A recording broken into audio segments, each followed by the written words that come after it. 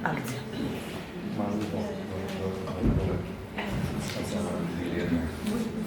welcome to the lecture or presentation of Yuki Okumura. So I'll just explain a little bit how we met. So we met through a common friend. So one of my friends suggested I see the show in session. And so it was Pierre Balblanc. He said their practice is quite close. And he also had a conversation in Secession with Pierre. And then Bettina from Secession, the curator, she connected us. We did an interview together. And yeah, also a result of that, he came to give a lecture here, and tomorrow he will have a workshop with the students. So the other thing is maybe just to explain a little bit the practice and why I invited him, or why he was also willing to come.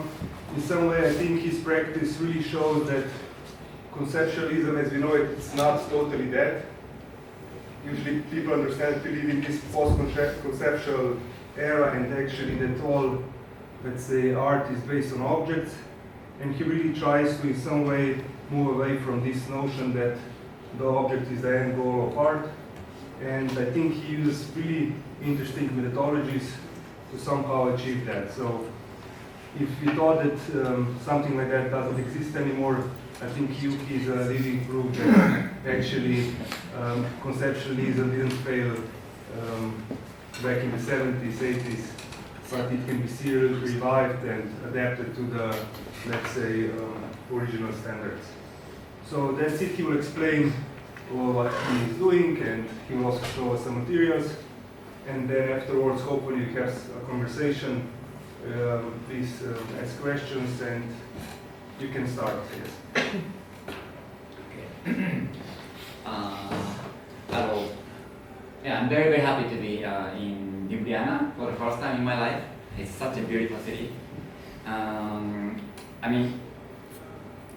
and my wife came here 3 hours ago. Then we were just so amazed by the beauty of the city, and the weather is also great. So thank you for coming while the sun is still up. My name is Yuki Okumura from Japan, but currently living in Brussels, in Belgium, and it's been more than 10 years actually. And the title of the presentation today is The Space as Artist, the Worker as Player, the Object as Effect. I will try to convince you. Well, no, maybe I will try to just explain what I mean by these 3 phrases through my lecture today. So as Luca was saying, my solo exhibition has been taking place at Secession in Vienna, and it's going to end this Sunday. So I was also in Vienna before coming here to do some documentation, and I will go back there this weekend because there's this closing event, very casual event. This exhibition, is like this, and probably you know, but the Secession looks like this. The building looks like this in Vienna, and it has a so-called golden cabbage at the top.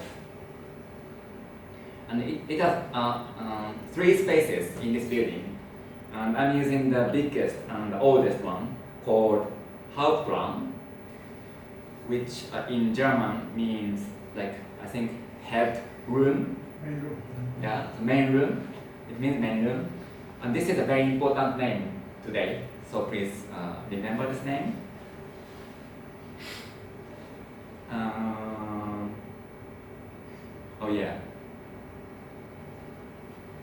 The space, the Hauptraum looks like this when it's empty. Very symmetrical. And there are 4 columns. Let's take a look at the history of the Secession briefly, very briefly. So Secession is an artist association established in 1897 by a group of artists around Gustav Klimt. I guess maybe many of you know, but this is Klimt. And guys, they wanted to separate from this conservative, I guess, Künstler house, was it? Like some artist association, right? There was this conservative one, and they wanted to separate from this and made a new group, and they wanted to call themselves Secession, Vienna Secession, I guess. So these are the original members of the board of the Secession, all artists and architects. And still now, the board consists of artists and architects, around 10 people, and they invited me. So Secession is not a museum, it's the world's oldest artist-run space. Run by artists and architects. That's very unique. The building was built in 1898, 1 year. Oh, yeah, I wanted to just show the term secession, which also in English means the action of withdrawing formally from membership of a federation or body, especially a political state. Yeah, in this case, it was the political state was this conservative artistic association. And the building was built in 1898, 1 year after they were formed by one of the architects of the board, Joseph Maria Ulrich.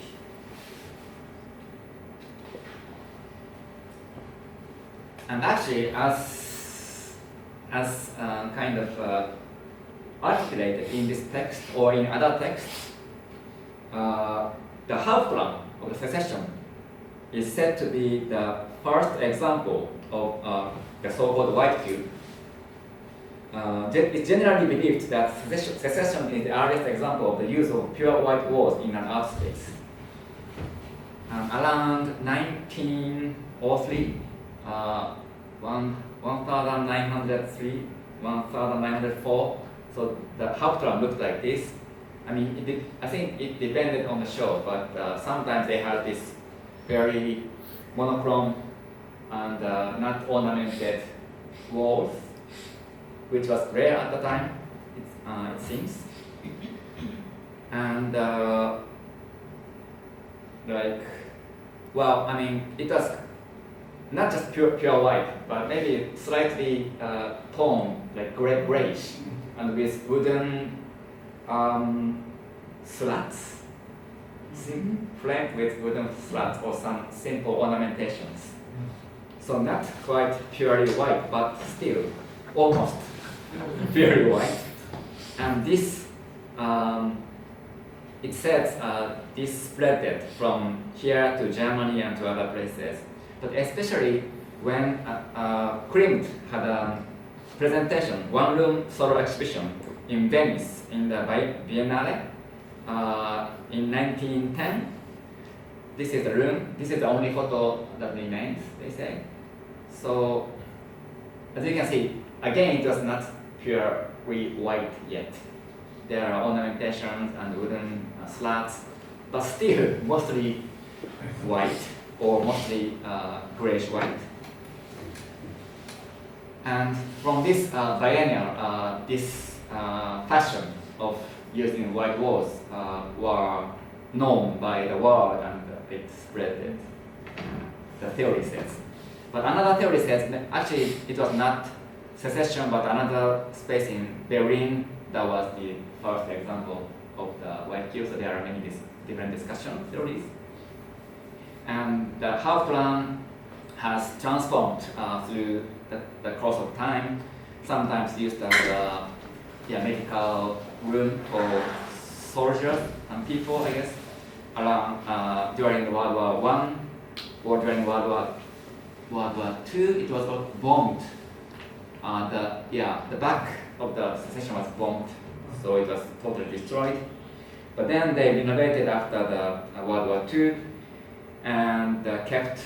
I mean, since the beginning, it seems that they have kept showing Austrian artists or artists from the association. But after the renovation, after one renovation in 1965, it seems that they started to also show international artists, like from the States. Like the renovation in 1965 was including the dismantling of the walls. There used to be walls here, separating the space. But in 1965, they tore it down, and then they started to call this room Hauptraum.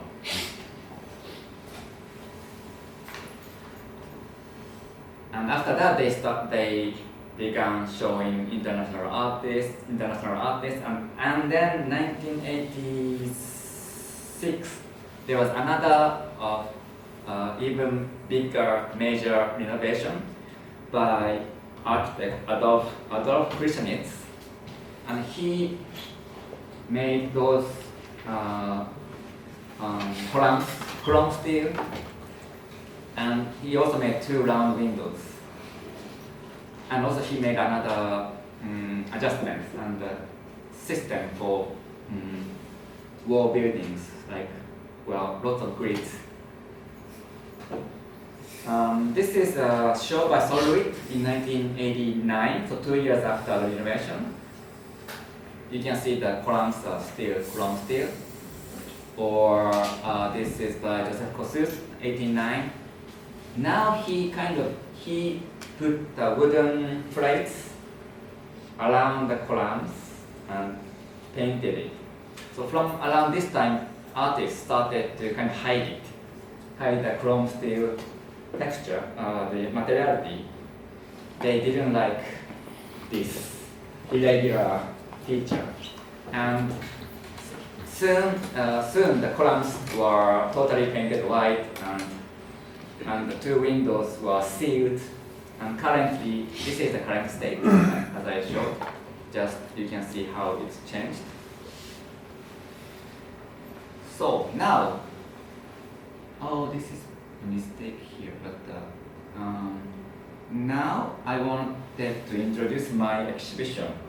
Right, let's take a look at my exhibition through video. Yeah, let's come in. Hello, welcome. You hear my voice, but I'm not the artist. It's a voice of me. My mother tongue is German, but Yuki asked me to speak English. I introduce. My name is Hauptraum. My name is Hauptraum. In English, it means main space. The main space of this is a session. It's not the gallery or the graphic cabinet or the foyer. I'm the main space. I'm born in 1898. It's a long time ago. And some people said, hey, it is the first white cube. I'm the first white cube maybe in the world. And until now, it's a big white space. I am the most big space, maybe in Austria, where people can see art. And in this session, we really have a very, very good color. And this is really white.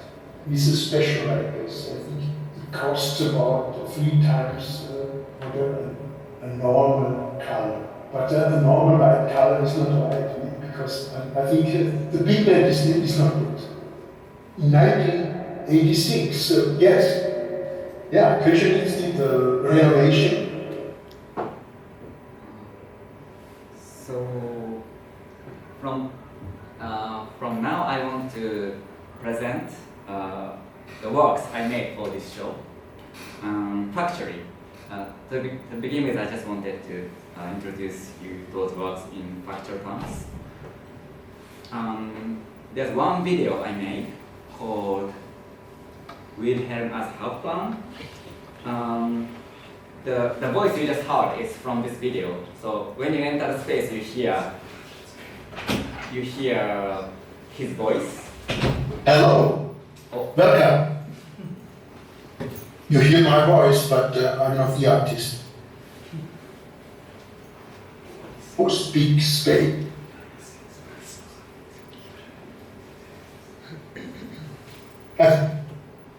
It's a process when yeah. He said, my name is Haulam.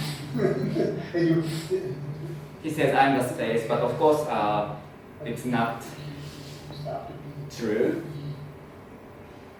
The voice, he said the voice is, well, of course, the voice is not the voice of the space, but the voice of this person. His name is Wilhelm Montibera. People call him Willy. He is the former chief installer of the space. He worked for more than 20 years for the institution. And I asked Willy to introduce himself as the space itself, and also to share with us his memory of some of the most impressive exhibitions that he set up in this very space.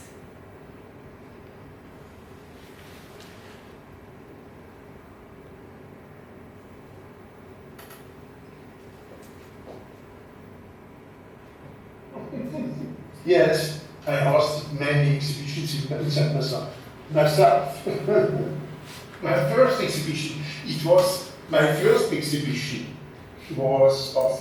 Yeah, so the camera focuses on his hands, tracing in the air the forms or locations of works that are absent in the scene, but existing in his memory.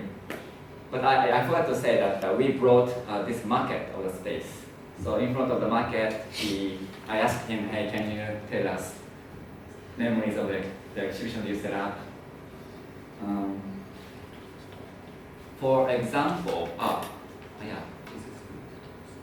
So in Vienna, it was a very nice exhibition. It was a tree. The tree was here. Was about here. Yes, about here. And the tree was going through the glass. Through the ceiling, yes, it went through the ceiling. Yeah, it was very nice. What was very, very complicated was the tree came in just 1 meter, no numbers, nothing, no photo of the tree. We didn't know if it goes to that side or to that side. That crazy. It was just sitting on the floor. And here there were a few photos. She was also a photographer. She was very, very nice. And also she the girl from Switzerland. I could talk with her in Basel. Yeah, he was talking about this exhibition. Where I come from in West Austria. We speak about they have. But in my exhibition, you don't see those photos of the exhibitions in the past, but you only see him talking about it. They did a performance during the and then there was an exhibition of Pierre Yuki. It was very nice. He did the game, the ceiling with it is 12 by 12 glasses, and every glass had a light, and it was like the first computer game. You could stand here, and you could play against with a cable. You could play it like usually it was on TV, and this was a big TV on the ceiling. You could play standing here, look into the ceiling, and here was 3 videos with the Bruno Ganz project. Yes, 2. I think the work was somewhere here. He wanted just to know what happens when we try to see which colors are here.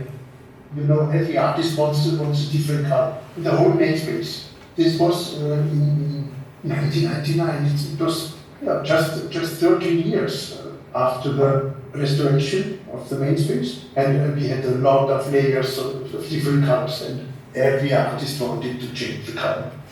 It's yellow, it's black sometimes, and then it's white, and that's what happens. What I really wanted to have, I don't know how much helps. It is how we did it.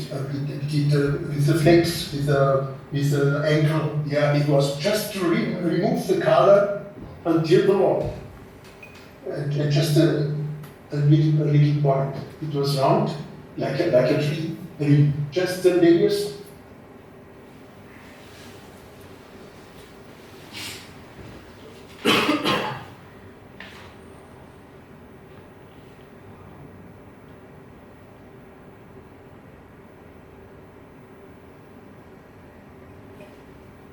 I wanted to show you some photos, but yeah. So this is the work he was just talking about by Pierre Yuick. They carved one round shape from the wall just to show the layers of the paints applied previously. Since the renovation in 1986 until 1999, when this work was made. This is actually one of the biggest inspirations for my exhibition. This work was.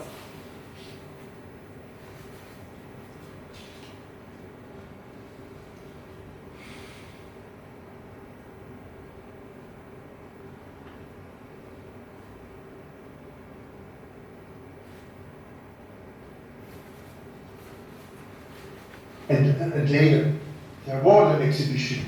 Pavel Althammer, yeah, I like him. We built a tunnel here. It went through here.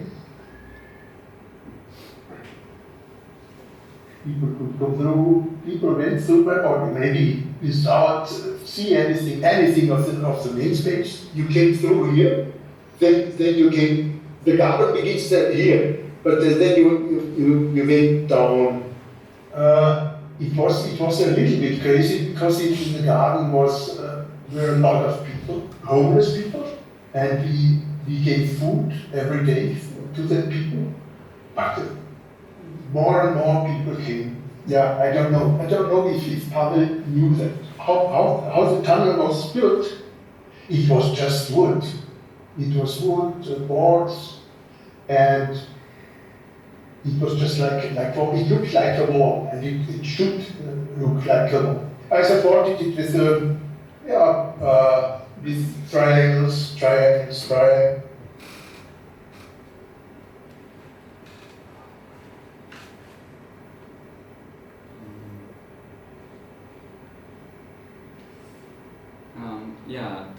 He was just talking about this show by this Polish artist Pavel Althammer.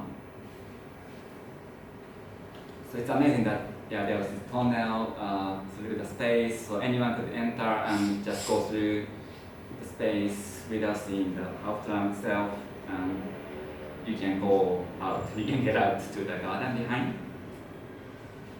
So like this, he speaks about, I think, around 12 or 13 exhibitions in this video.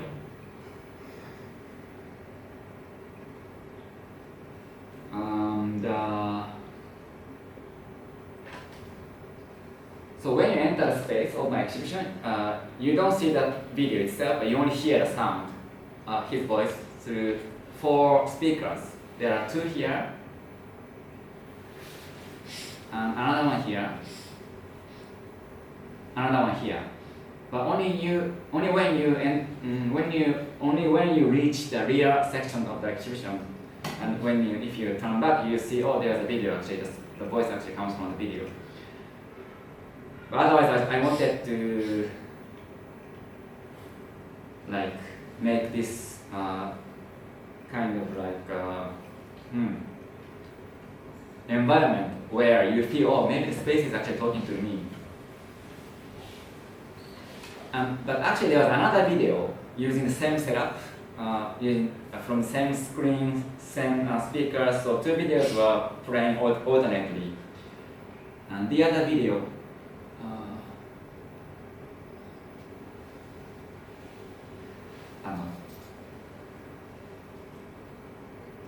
is this one called Secession Hive Mind? Hive Mind? Hello, yes?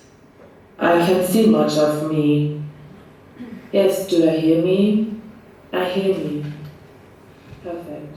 So, I know that I'm in I showed the photo of the board, the current board of the secession. Yes. And I think since the beginning, since more than 100 years ago, they have made decisions through collective discussions democratically, especially about which artists they want to show.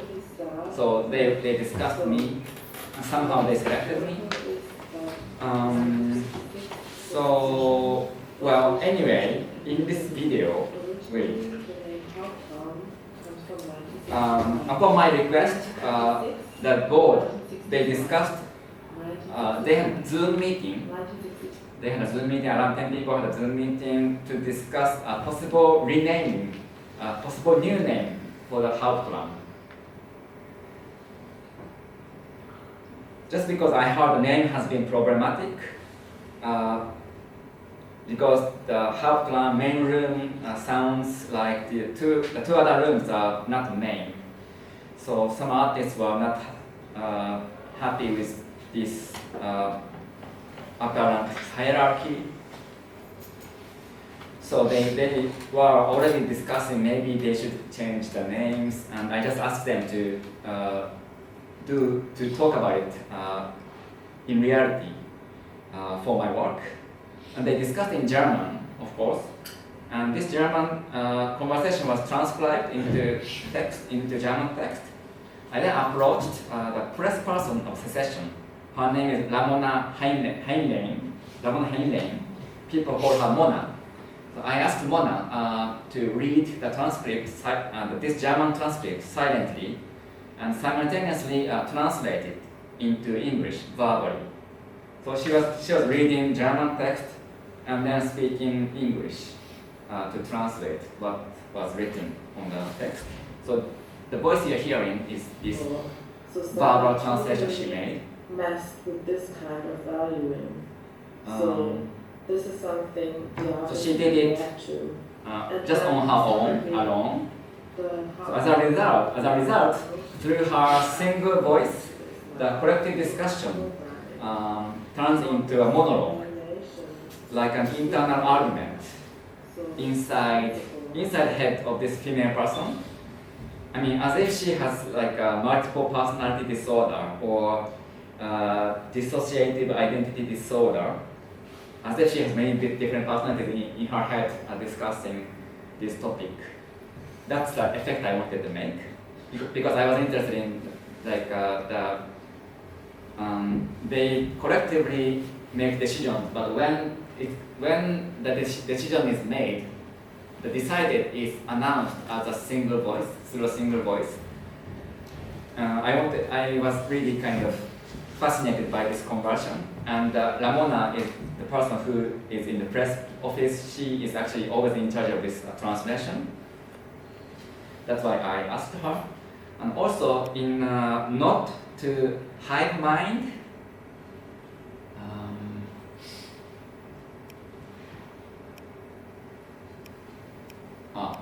Hive Mind.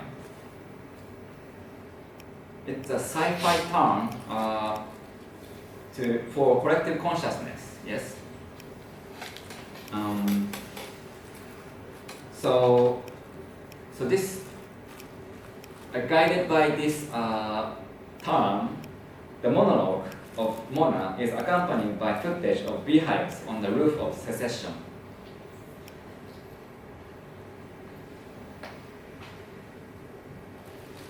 Yeah, this is actually the board room, the room where the board sometimes make discussions, although this time they did it on Zoom. And from this room you can go up, well, you can go through this space above the ceiling of the Hauptland, then go to the other side, and then you can get out to the rooftop, and on this rooftop there are a few beehives taken care of by the current chief installer, Hans Weinberger. Actually, this is an illustration of him. So in this video, you also see those bees.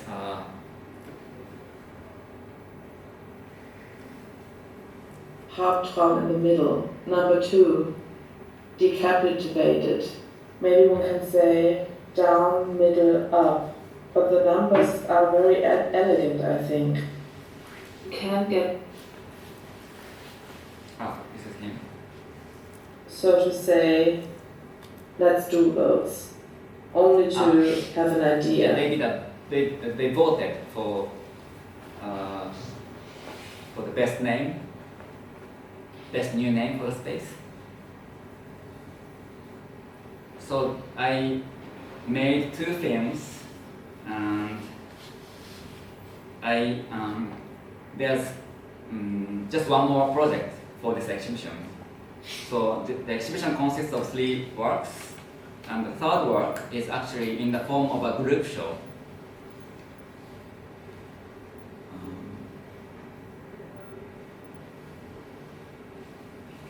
And this group show is called Big White Playground, taking place inside my solo show. And 19 artists are taking part. But they are, and all of them are actually workers employed by the secession.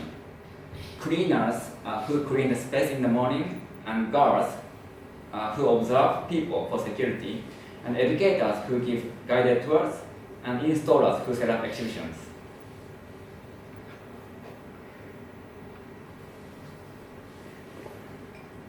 So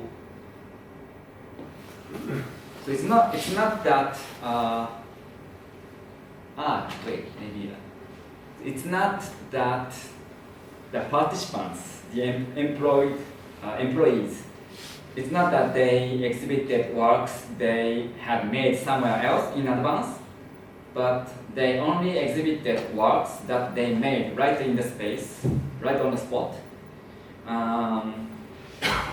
Mostly in the last minute before the opening, through a workshop I conducted right before the opening. The workshop was about how to produce objects or situations in a conceptual and site-specific manner by inventing your own game-like procedure inspired by the space itself, and also inspired by your own job in the space. And playing this game by yourself, also in the very space. I will talk about it more later, about this workshop, but for now I wanted to also show each work, some of the works, factory,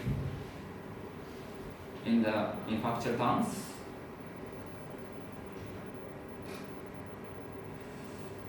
For example,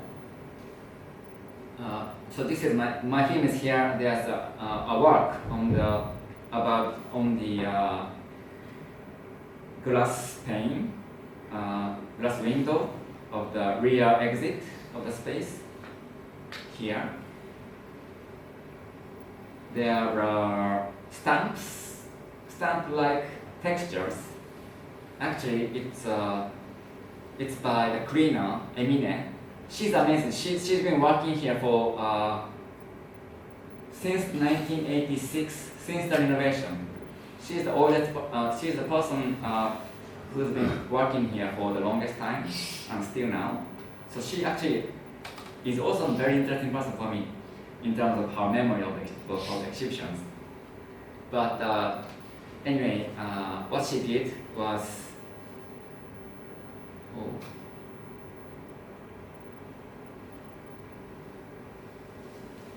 Her work is called Prints Impressions, and she said, I spent years cleaning the prints of the noses of curious visitors on the glass, and I could now leave my own prints to impress. So she stamped her nose once a day for 30 days before the show. She didn't put any artificial material, but this is her original skin grease. But it's really beautiful. Here, Martin, he's a installer. He said he has a fear of height, but sometimes he needs to go up to set up some lightings and stuff. And this fear inspired him for this work. He just poured yellow paint, the found yellow paint. The yellow paint he found in the basement workshop.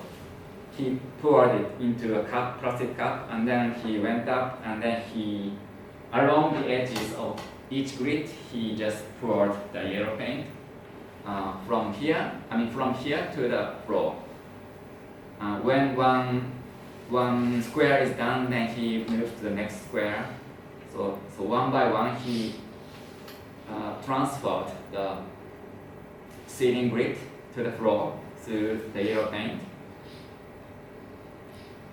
And he left it, when the paint runs out, he just left it there.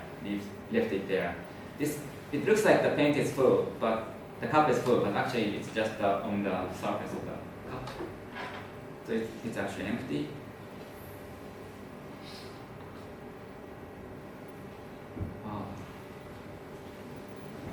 Here, Jagos, his piece is really interesting.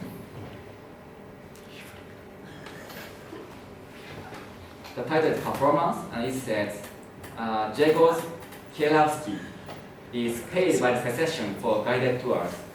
An overview tour takes approximately 15 minutes and covers the history of the Secession, the architecture, the Beethoven frieze, and the exhibitions of contemporary art.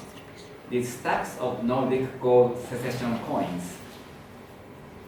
Yeah, so 50 cents coin in Austria, I didn't know, but has this image of Secession, the golden cabbage. Yeah, like this. He said, these stacks of Nordic gold Secession coins give account of his performance in Hauptplan. As part of an overview tour, it normally takes about 10 minutes or 1,500 words. His words count. From 8 March to 18 May 2025, the period of my show, he will translate every work-related word performance into a stack of coins. The shelf height was determined by a stack of Secession coins earned by Kielavsky before conceptualizing this performance.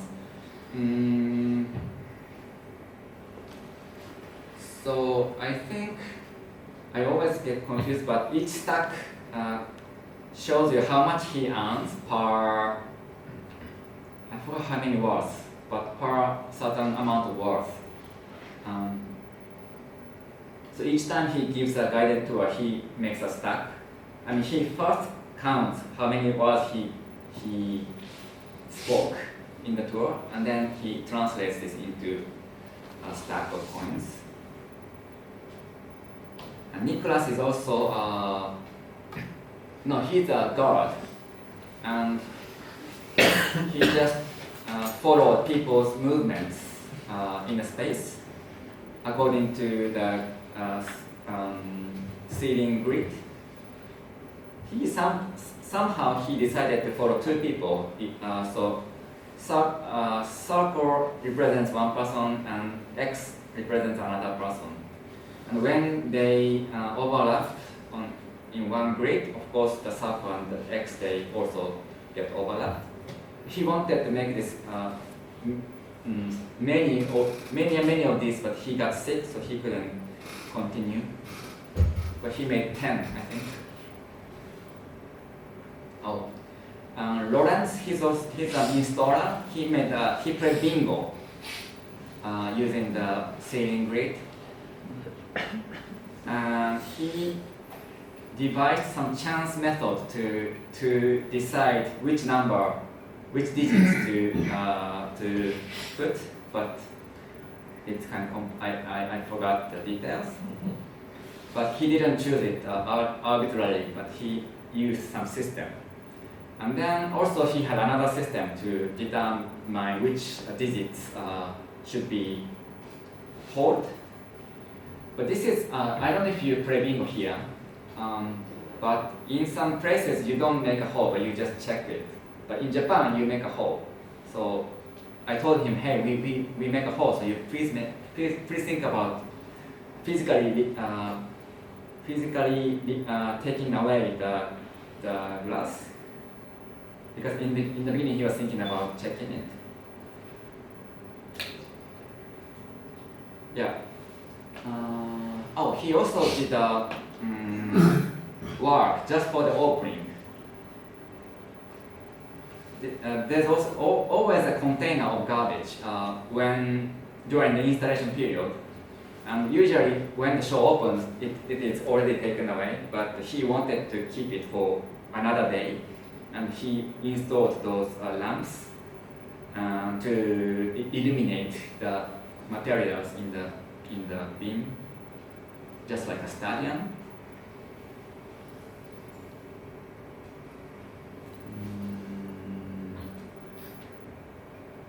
Maybe also I myself I'm also part of the group show, and this is my contribution.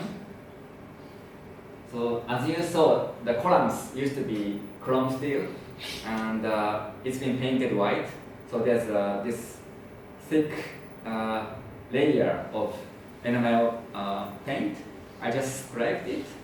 I wanted to make a mirror for my face. So I started from the middle. I wanted to expand from the middle until the silhouette of my face, but it was very difficult. So it's not precise, and polishing was also difficult. So it's not too clear, but it's like this. Yeah. So it's also not too far from the periodic piece, actually. So now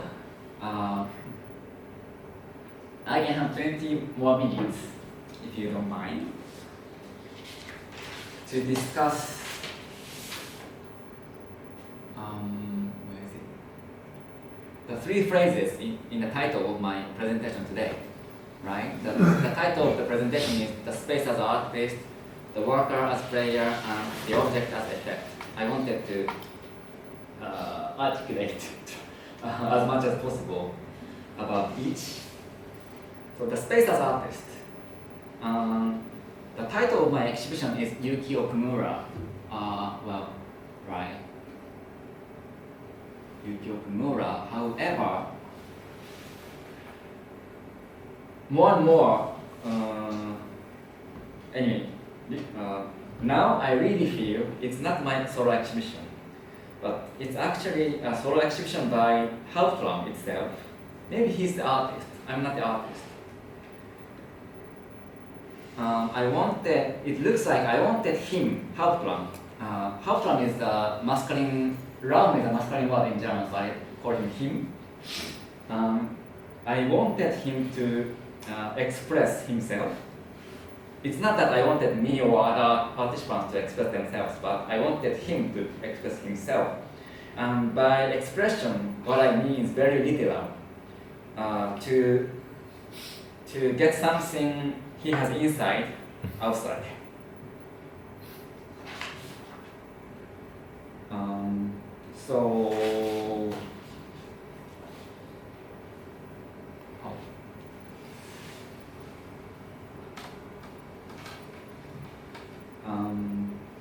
It's like so I'm trying to anthropomorphize him, personify him, the space, and so let's think that the space is a person.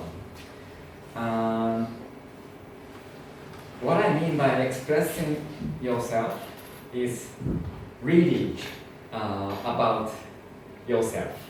So let's think about a naked person. Yes, person who is naked without any items, any clothing, but just the body. And what does he or she have, or in this case, if Halplam is a man, what does he has as a naked person? I think he has memory and history as a person, the life. He has a name, he has like social attributions, like a name. And also he has physical bodily structures and characteristics, organs, yeah, things like that. So I wanted the space to explore what he has. In other words, I wanted him to kind of narrate his own life, his biography, or portray his own personality. So the two films I made, one was about memory, the other was about the name. So that's, you can see, my approach to it. And the group show for me is about the physical structures, physical features, conditions of the space. So it's more about the self-portrait of the space. But maybe now you doubt that it's not the space himself who made those works. Those human individuals, they made the works. So what do you mean?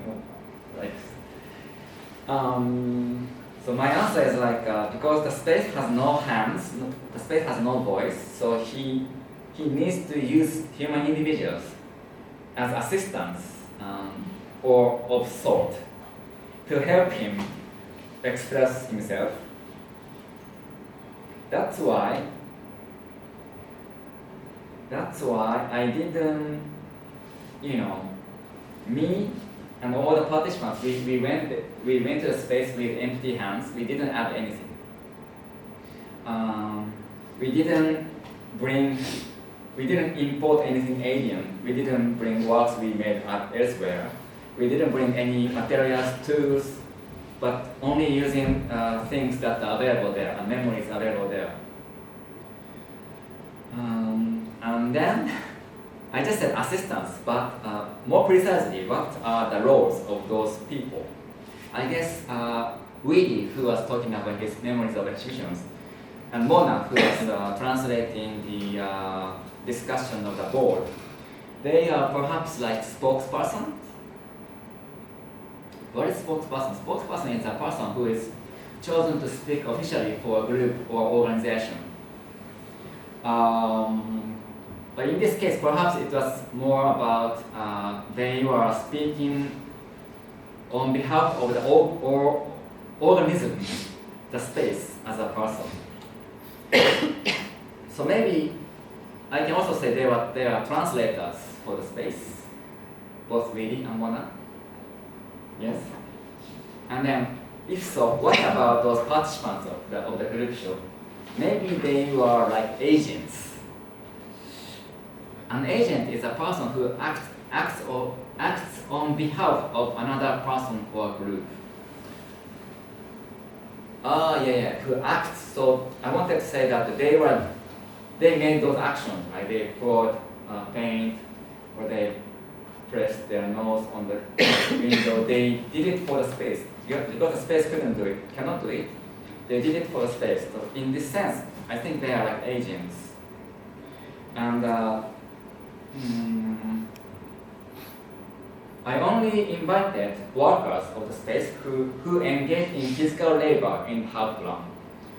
I didn't invite curators or administrative people or shop staff members for this group show, because I only wanted people who has physical relations on day-to-day basis to the space. Okay, so I just, because, so who are the best agents or translators or spokespersons for you? Maybe the best person is someone who has a close relation to you. So you don't ask someone who has no relation to you to act for you or to speak for you. I think that's the reason why I wanted to involve those people who have a history of working for the space to participate in my project. But having such close relations is not enough for you to be a good translator or to be a good agent. To help someone, to help the space express himself, you should not express yourself, right? So you need to be egoless. You need to repress your egoism. Egoism, yeah. That's very important. So then, now we can move to the next one, the worker as a player.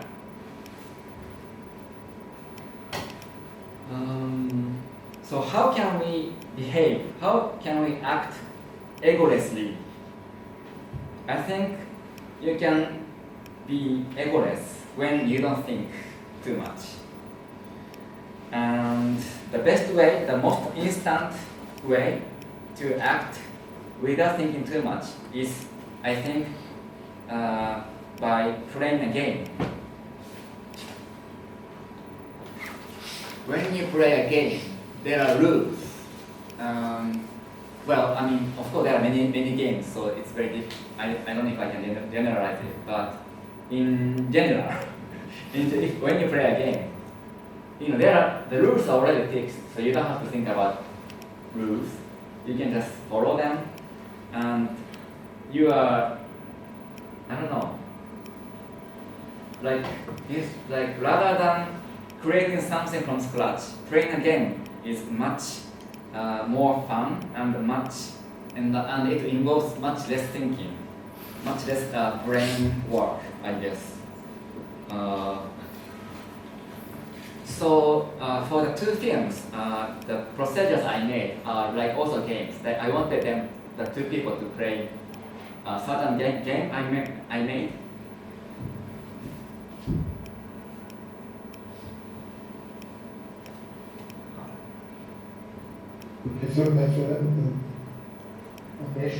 So in his case,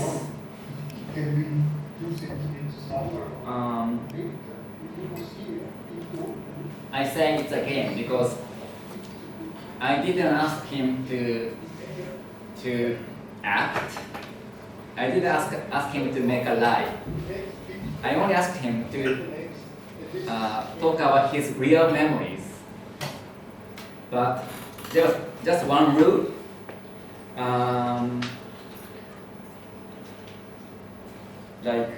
There was like he should use I or me to not only refer to himself but also refer to the space, depending on the context. So for me, it was like a linguistic game or word game. He was just playing it.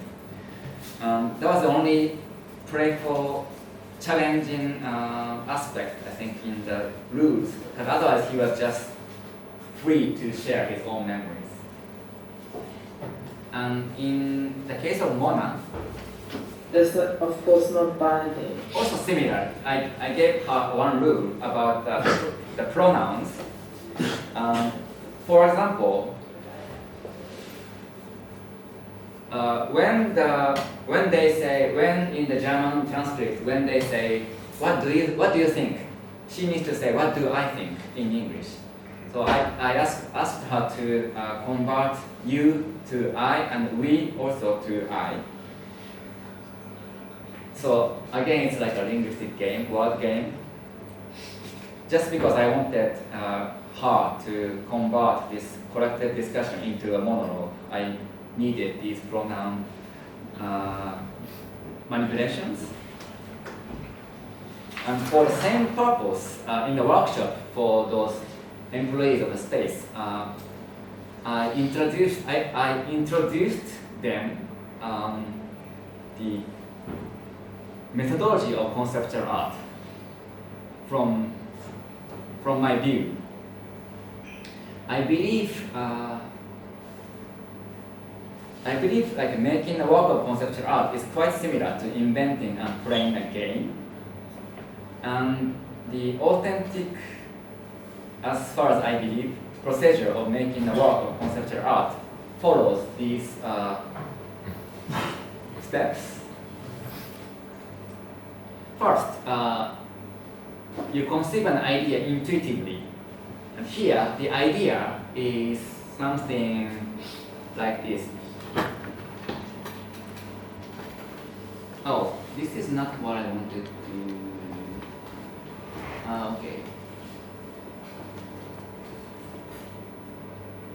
Yeah, this is what I like. Idea is a thought or suggestion as to a possible course of action. So what I mean by idea here is not a theoretical or logical or rational thought, but just an intuitive idea, intuitive possible course of action you can take. Like when someone asks you, like, what is your idea this afternoon?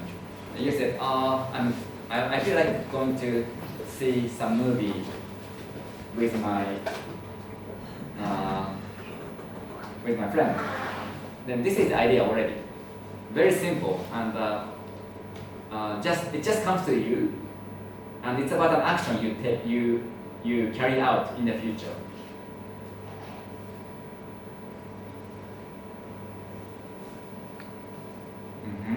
And then, secondly, you turn this idea into a set of simple instructions.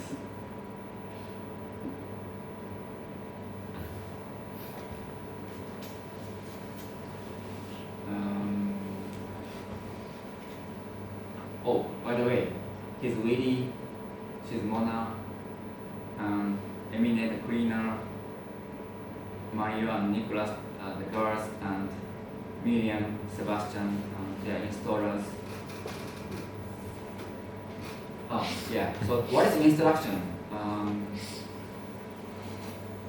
Here are examples of instructions from 1969 from an exhibition in Seattle curated by Lucy Lippard, in which most of the artists did not go to the venue.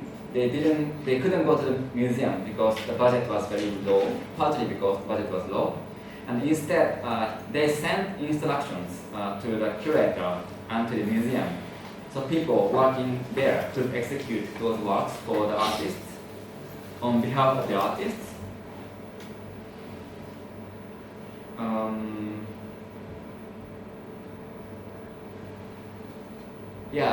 So instructions, I think, essentially were made so that other people can produce your work.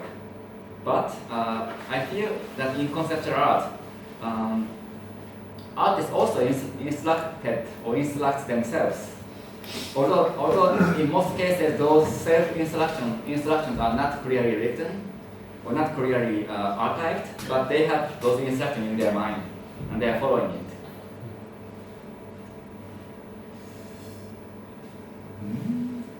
Anyway, I think I lost some plates, but what is an instruction? Instruction is a set of is a step-by-step procedure with certain rules, certain guidelines, similar to a recipe. But the difference between a recipe and an instruction in conceptual art, I think, is that in recipe there's an ideal goal. In the end, you want to make this tasty dish. But in conceptual art, it's the result is open, unpredictable. You do it, you follow the rules because you want to see how it turns out. In other words, the rules in instruction do not govern the result, but only govern the process. Maybe I should show you some clear example, I guess. But, like in this work, Douglas Huber, American artist, before this he was making geometric forms as sculptures, objects. But then suddenly in 1968 he thought, oh, I got this idea. What's going to happen if I turn this sculpture into the space? So those hexagons, instead of making three-dimensional hexagonal sculptures, he wanted to make a similar thing in the space by placing two hexagons onto two maps, in this case, one on Boston, the other on New York. And he just wanted to, he didn't know he didn't know what would be there at each location because he randomly put it. But he decided to check out what he would encounter. So the rules are very simple and easy and requiring no skills, no special sensibilities, but anyone can do it. And then the result is really unpredictable. You don't know what you will see. But I'm not sure that those photos are. He actually also placed round stickers to mark the location. This is the sticker. So, those 12 points were also marked by stickers. Those stickers formed the sculpture. So the photos have a slightly different dimension to it, I guess. But still, this was also to do with these unpredictable encounters in the actual location when you enact the idea. Okay. And thirdly, the action is performed by blindly following the instructions. So you set up instructions for yourself, and after you decide on it, you just follow these instructions by yourself without making any modifications. And finally, you accept whatever the result is. So this is the procedure of conceptual art, I think. And I introduced everyone in the workshop. Like, how about you employ this methodology to produce a physical output for this group show? But I also gave them additional conditions to make their work more site-specific. In terms of the 1 and 2, I told them to conceive an idea in the space by being inspired by the structure of the space and also your experience of working there. And also you have to carry out the action in the space as well, right? And also that you should only use items you can find in the space or in and around the space. So these conditions I gave them so that they, you will not import anything from outside. You just use things you find in the space, or actually also beneath the space. That there's a workshop there. There are lots of materials and tools. But for me, this workshop is also part of the entire ecosystem of the space. So, yeah, also another condition that I gave them was like your process must produce some physical output, tangible output. And then you just leave the result right there. You produce and you leave the result. And these results will form the group show by themselves or on its own. Okay. There are more details. I gave them three assignments. One is called autoactive, the other is called interactive, the third is called counteractive. Autoactive was about their life and themselves. Interactive was about their interactions physically without actually producing any physical output. And the third one, counteractive, was more about intervention into the space, more to do with institutional critique. Yes, but just maybe because we might also talk about it later. So actually, in the space you see those objects, but in the entrance hall, there are videos of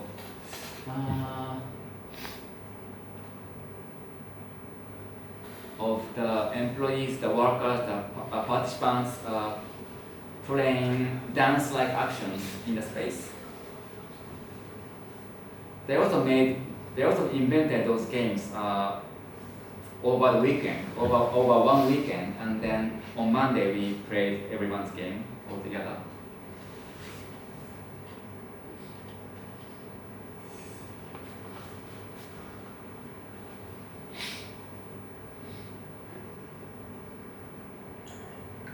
Again, just by using tools and materials and objects you find in the space, in or around the space.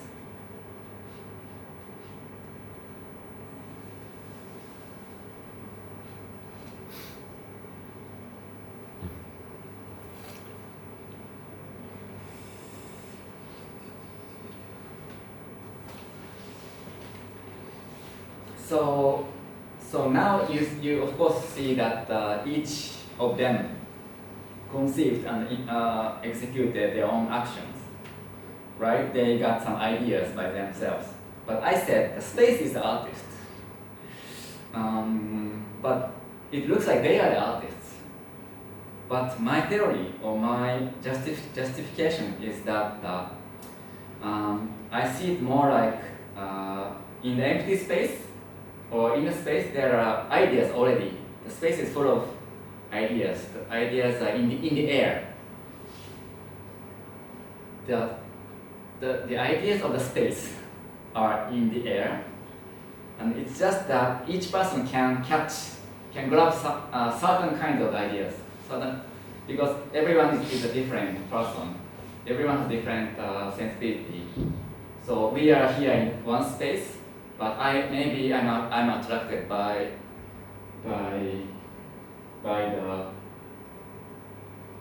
that chair, but maybe you're attracted by another feature of like those structures or the bar setting or our composition with these members. So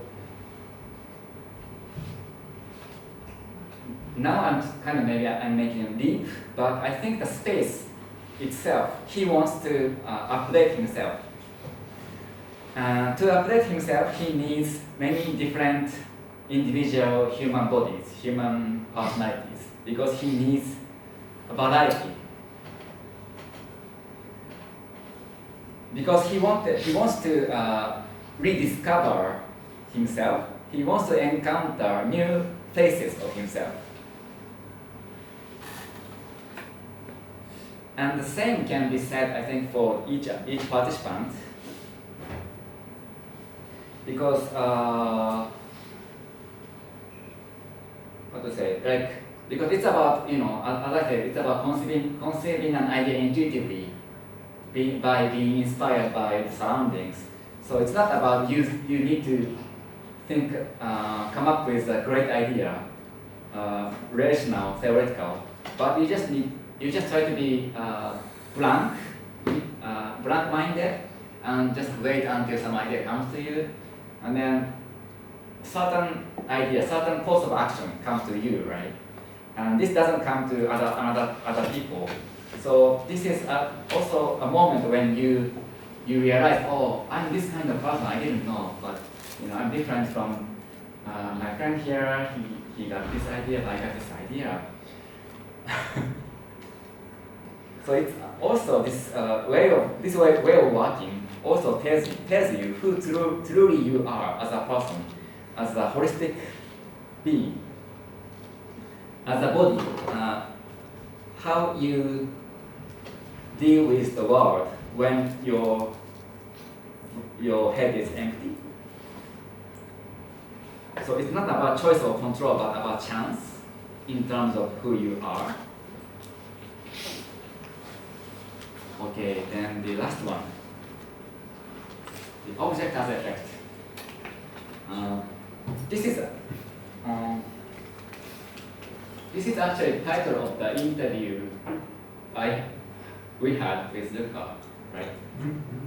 And the word effect came from you, and I was like, oh, effect sounds good. Like this I feel this really tells how I view objects in those procedures. In the group show, there are objects in the space, and how I view them is really perhaps in terms of effects. So I was just talking about how each person conceives a different idea from the same space.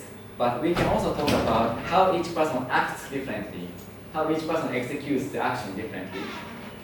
When you play a game, or when you follow instructions, when you obey simple rules, you don't have to think. I know you have to think slightly, but let's say you don't have to think, and you just use your body mechanically, more as a machine, more as a tool for you to execute the action. Then your mind goes blank, and therefore your body begins to act on its own. Like when you play those simple actions, actually you kind of cannot control how your body works. You don't know how to, well, maybe this is not a good example, but like when you brush your teeth, maybe you know only one way to do it, because it's too simple, and also too habitual or something like that. So I'm interested in those actions that don't, that are too natural for you, and I'm interested in what is the natural way for each person to act the same action differently. Yeah, and this difference of each artist's body, each executant's body is recorded by the resultant object, I think. Like,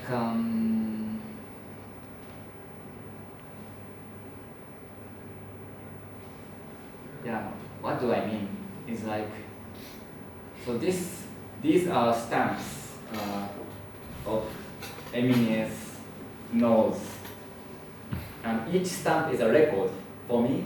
Is her action and the form of her nose and the condition of her nose, things like that. The action is so simple, so that's why you see how unique she is. And this uniqueness is everyone has this different. Everyone has a different nose condition. So if you do the same action, the result will show who you are. Or this can be said to many of the works they did. Like maybe, of course, the pouring yellow paint from above. I guess this is very, very slight subtle difference between if I do it and if you do it. But still, there will be some difference. So this, if so, maybe in my perspective, objects are effects. Is it effect? Effects. What is effect? It's a change which is a result or consequence of an action or other cause. Effect is also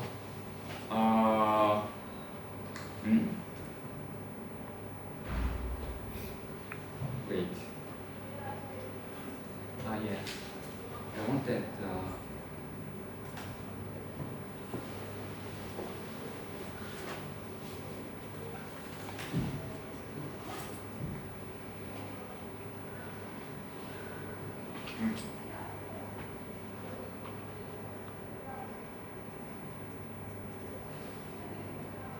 Well, because what I mean is that each object in the show is a record, right, of the action, and it's a career of traces of the action.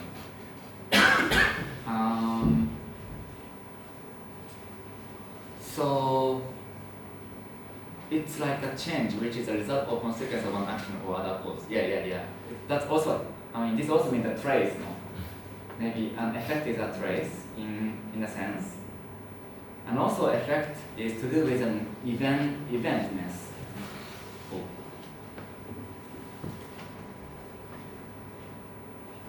According to this dictionary, an effect is a change that results when something is done or happens. An event, condition, or state of affairs that is produced by a cause.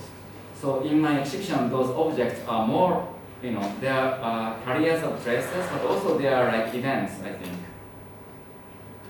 Because these objects are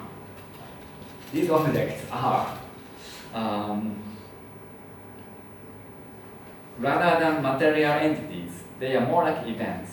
Because, as I said, we didn't add anything extra, anything alien to produce those works.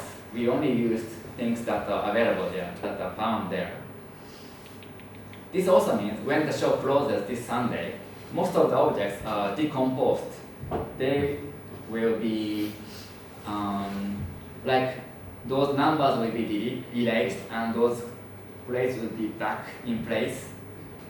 I didn't explain most of the objects here, but like this sculpture consists of objects that are found in the basement according to some rules. So also when the show is done, this sculpture will be deassembled into parts. So those objects will vanish. So it's like they were born from the emptiness and they are back to the emptiness. These are very transient forms actually.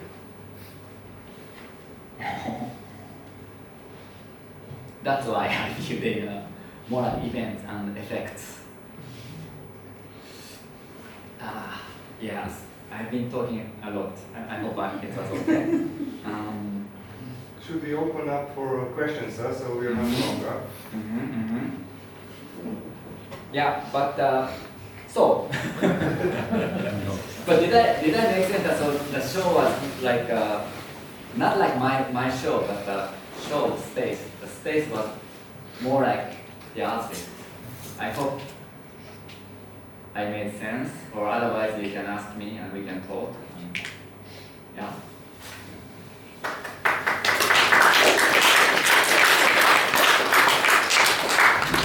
Yeah, so now if there are any questions, please, probably there are many questions because it was a lot of things opened up. So you can ask them immediately, just ask Yuki.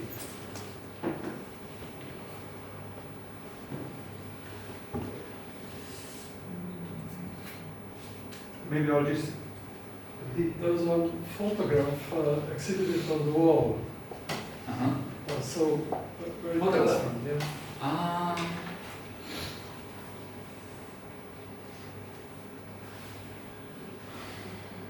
You know which one? It's another one, just a color photo in the frame.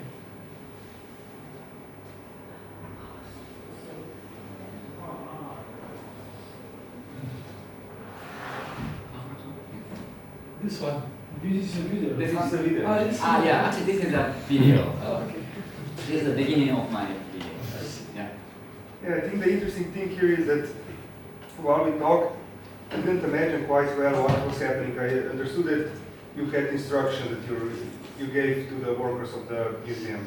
Mm-hmm. And actually not instructions, you had a workshop, and then afterwards they built their own set of rules how to activate or how to do artworks. Mm-hmm. And you worked with them, you gave them, as I saw in the catalog, you gave them special protocols or information sheets where they can use, somehow you framed it also for them that they actually work in the manner of the conceptual art. So you had some certain references like Michael Asher and others that they looked at, and I think they started working also in this manner. So what I would ask now here, and also asking in the interview, there is a certain, let's say, a paradox that can appear from that.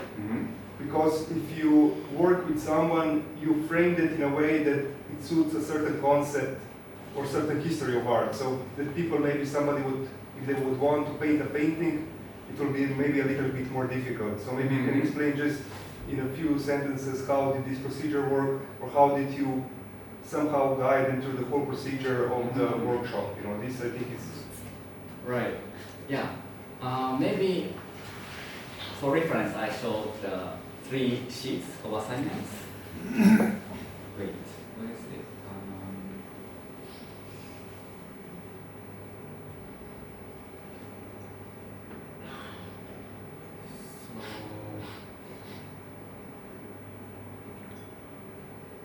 So in the workshop, there are 3 assignments. So it's just like a class. But each, as I said, one is about, although here I call it exercise, it's more like assignment. And first one was for auto-active, something I call auto-active sort of performance. The other is interactive group performance. You saw some dances, And the third one, counteractive sort of performances. But for each category, I had a session with them, with the participants. Yes, just by I introduced the basic idea and presented them some examples of works from history or also from today, and we reenacted some of them together. Like we danced pieces by Trisha Brown, Simone Forti, or Japanese artist Shimabuku.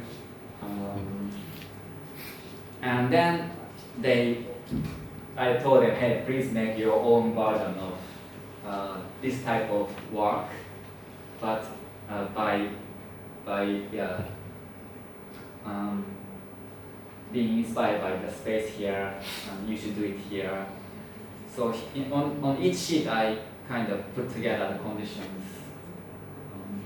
One thing that I think is also interesting that you refer to, I was quite shocked, you refer to postmodern dance. So in some way, you translated postmodern dance, so just for the context, postmodern dancers worked with people that were not trained as dancers. So they did instructions how to actually activate your body as an untrained dancer. And I think that what you did, you transferred these rules from post-contemporary dance, you transformed it into a visual film. So people actually didn't, of course they worked with their bodies, but the end result in some way, of course, or the effect of these procedures, your workshop and everything, were these certain objects and videos that you showed. Mm-hmm. And I think it's a really nice combination, and maybe you can just maybe a few words, so we're not too long, so we can have the formal conversation.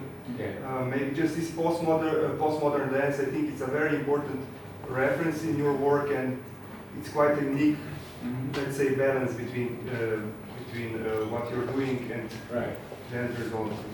Yeah, maybe I would say, for me, all those actions, all those procedures are kind of choreographies, like, conceptual, when you make a work in the manner I introduced those 4 steps, it's like, making instructions for yourself is also like choreographing yourself.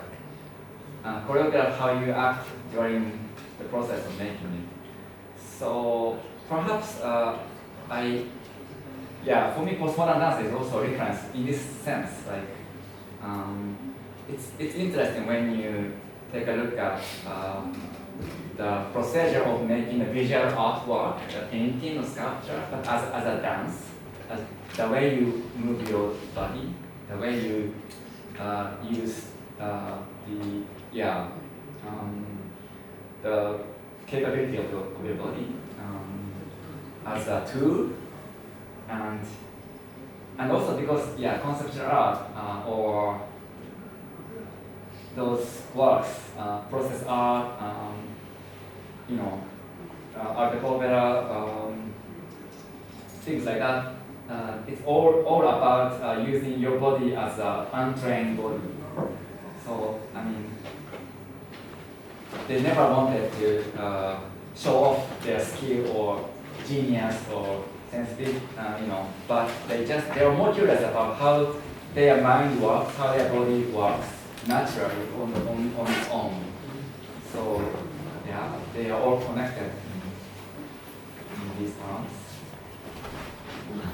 Okay, other questions, or we wrap it up for today?